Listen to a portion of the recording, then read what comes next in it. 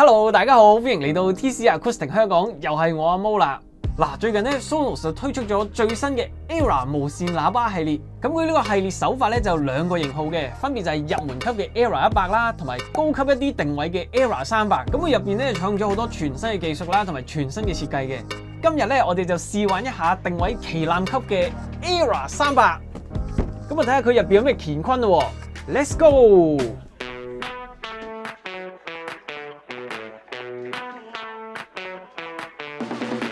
好，咁我哋從包裝開始講啦。咁其實今次 Era 300嘅包裝咧，都沿用翻 Sonos 最近最新款嘅嗰隻包裝設計。咁盒頂有個手抽方便你攞啦，側邊有一個嘅鎖。咁你打開呢一個蓋嘅時候咧，就可以打開佢啦。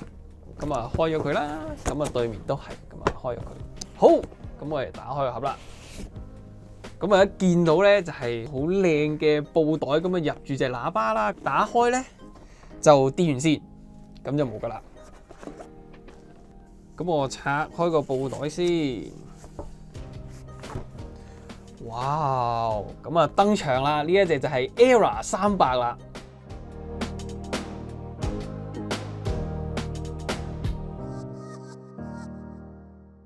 今次 Era 300咧都有兩隻顏色揀嘅，有黑色同埋白色。咁佢都用翻 Sonos 最新款嘅喇叭系列純色嘅一個設計，成隻喇叭咧你都揾唔到一個黑色嘅地方嘅。今次嘅機身設計啦，就用咗一個好特別、市場都好少見沙漏型咁嘅設計。咁或者你就會覺得佢好似一個非洲鼓啦。咁上網睇圖都未必好感受到啦。咁但係攞到真機喺手嘅時候咧，佢又真係幾靚仔、幾特別嘅喎。咁佢嘅 size 咧都唔算好大隻。咁攞隻 Sonos One 俾大家比較下啦。咁其實咧就大概咧係兩隻 Sonos One 咁大隻。咁啊闊度咧都差唔多嘅。咁如果其實屋企擺嘅話咧 ，Era 300咧都算係容易擺位，都慳位嘅。咁呢隻喇叭嘅戲肉當然就係佢支援 Spatial Audio 空間音效啦。咁咧佢係 Sonos 第一款，亦都係市場比較少見支援 Dolby Atmos 音樂嘅一隻喇叭。咁佢採用咗一個好特別嘅揚聲架構啦，咁前面啦同埋側邊呢啲位咧，全部咧都有一啲揚聲單元喺入邊，咁佢就可以向成間房唔同嘅方向咧去投射嗰啲聲音，咁所以佢一隻就可以營造到 Dolby Atmos 有好多隻喇叭喺唔同嘅牆啦、天花啦射落嚟嗰種嘅包圍感，而且咧無論你身處呢間房嘅任何一個角落咧，你都可以聽到同等咁好嘅聲音添。咁只要配合支援嘅串流服務啦，咁佢就可以播到一啲 Dolby Atmos 格式嘅音樂啦。咁頭先都有提過呢一個沙漏型嘅設計啦。咁其實佢都唔係為做而做嘅，佢係為咗咧幫入邊嘅揚聲單元咧可以更加好、更加準確咁樣向唔同方向咧投射聲音而去設計嘅一個形狀嚟嘅。咁好似其他 Sonos 喇叭咁樣啦，佢除咗可以單獨用之外咧，都可以買一對，跟住咧去組合落 Sonos Arc 或者 Sonos Beam 第二代入邊去用，最高咧可以做到 7.2.4 嘅多聲道組合，而呢一個組合咧亦都係 Sonos 史上最犀利嘅家庭影院組合。咁 Era 300咧，除咗係聲音表現上面有突破之外啦，其實佢亦都有一啲新嘅功能同埋設計入邊嘅。其中一個嘅新功能咧 ，Sonos 聽到你哋嘅聲音啦。就係 Era 系列咧，終於加入咗藍牙嘅連接啦。咁佢採用咗同 Roam 好相似嘅設計啦，就係 WiFi 同埋藍牙咧可以同時連接嘅。咁當你通過藍牙咧用手機去播緊一啲嘅聲嘅時候 ，Sonos App 用 WiFi 串流咧去播另一隻音樂嘅時候，就會自動 take over。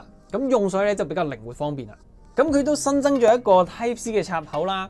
就俾你用 Sonos 專用嘅轉換器，跟住用 3.5mm 插頭咧就可以連去你嘅電腦啦、唱盤啦等等咧有線連接嘅裝置。新嘅機身設計方面咧 ，Era 系列咧就改咗音量調校嘅輕觸鍵，就變咗一條軌道咧可以俾你去掃去校嗰個音量，咁啊比較直觀易用啲。而飛歌或者播翻上一首歌咧，撳一個掣咧就可以啦。而機背咧都新增咗一個嘅撥掣啦，佢可以直接咧將收音咪斷電。咁注重私隱嘅你咧，就會中意呢個新設計啦。好，咁講咗好多啦，我哋即刻試下隻喇叭，聽下佢啲聲先。好，咁我第一步咧就攞條電線駁電啦，跟住咧將你嘅手機連翻屋企嘅 WiFi， 跟住再打開 Sonos App 就可以啦。咁如果你第一次用 Sonos 產品嘅話咧，個 App 會叫你開一個 account， 跟住做一啲簡單嘅 setting 嘅。咁跟住 Sonos App 咧就會揾到呢一隻新嘅 Era 300，跟住就教你一步一步咁樣去 set up，幾分鐘咧就可以搞掂噶啦。哇！咁我試聽咗一陣啦 ，Era 300嘅聲音咧係真係有驚喜嘅。咁我開始咧就試咗一啲雙聲道普通嘅歌啦，亦都試過用 AirPlay 睇啲戲咁樣。咁其實咧佢已經營造到一個人聲咧好前好清晰，跟住啲低音咧喺背景度襯托又夠紮實嘅一個效果。咁但係我一試播一啲嘅 Dolby Atmos 嘅音樂嘅時候咧，哇！簡直係兩個世界。嗰個成個嘅效果咧，就真係好似有唔同嘅喇叭喺我間房唔同嘅角落咧傳過嚟咁，真係咧有一個 room feeling， 有一個咧成間房都充滿音樂嘅效果喺呢一度。咁嗰個效果咧係其他喇叭我都未試過體驗過嘅。咁我用上嘅時候咧，就覺得呢一個嘅粒槽啦，去調校音量呢一個界面咧，就真係好自然，可以好容易去用到。咁亦都得益於 Era 300新嘅快啲嘅處理器啦。咁我喺用佢嘅時候，可能做一啲嘅連接啊、開關嘅動作嘅時候咧 ，Era 300嘅反應咧係真係更加之快，用起上嚟咧就更加之爽。好啦，咁今段片咧就暫時去到呢一度為止。咁我第一個印象咧就係，哇，真係好正呢一隻喇叭。咁如果你未有開始用 Dolby Atmos 嘅串流服務嘅時候咧，當佢一隻普通聽歌睇下戲嘅喇叭咧，其實已經好正啦。咁但係當你係會聽 Dolby Atmos 嘅音樂嘅話咧，哇！呢一隻喇叭咧，直情係 A League of Its Own 啊！佢會俾到一個咧全新嘅音樂體驗嚟。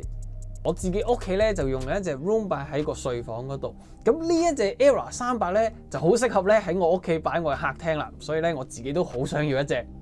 咁 Era 300咧，仲有好多嘢可以試可以玩嘅，咁包括就係攞佢嚟做家庭影院嘅後置喇叭啦、藍牙或者有線連接你嘅手機或者電腦啦。如果你有興趣睇更深入嘅評測咧，不妨喺下面留言區話俾我知。如果你中意我哋呢條片，不妨 like 我哋呢條片同埋 subscribe 我哋嘅 channel。我哋咧係 Sonos 同 Klipsch 香港嘅官方獨家代理，而呢一個 channel 咧主要會同大家分享最新嘅產品資訊啦，同埋評測開箱等等嘅內容嘅。中意嘅話咧就一定唔可以錯過啦。我哋下條片見，拜拜。